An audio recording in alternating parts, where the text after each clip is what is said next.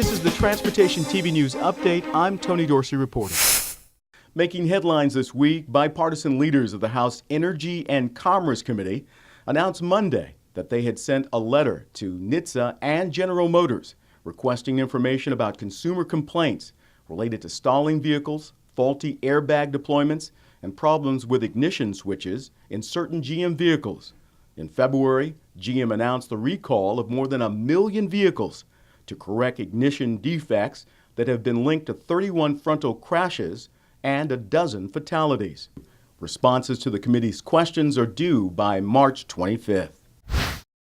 Also from Capitol Hill, on Wednesday during testimony at a House Highways and Transit Subcommittee hearing on MAP 21 implementation, Peter Rogoff, acting Undersecretary for Policy at the U.S. Department of Transportation, said the Highway Trust Fund is fast approaching a critical tipping point.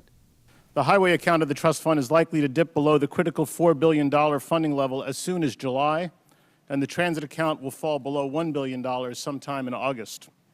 In other words, the two accounts in the trust fund, one for highways and the other for transit programs, won't be able to meet financial obligations.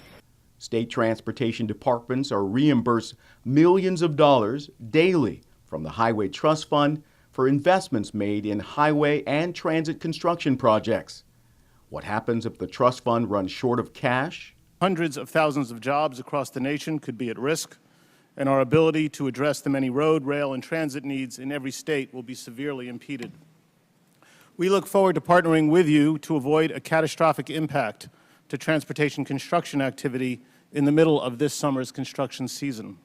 Rogoff said Congress must act to, quote, replenish the Highway Trust Fund before time runs out this summer. Also making news this week, Deborah Hersman, chairman of the National Transportation Safety Board, the nation's independent investigator of transportation mishaps, announced she will step down in April. Hersman was appointed to the NTSB board in 2004, and she was made board chairman in 2008. Hersman will become president and chief executive officer of the National Safety Council, an Illinois-based advocacy group.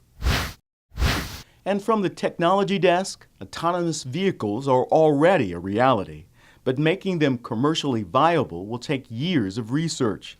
The Texas Department of Transportation hopes to speed up the process by pledging $1 million per year for the next 2 years to jumpstart the Accelerate Texas Center, to be led by the Texas Transportation Institute.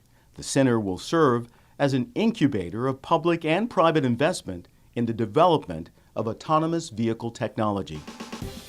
That's the Transportation TV News Update. Thanks for watching.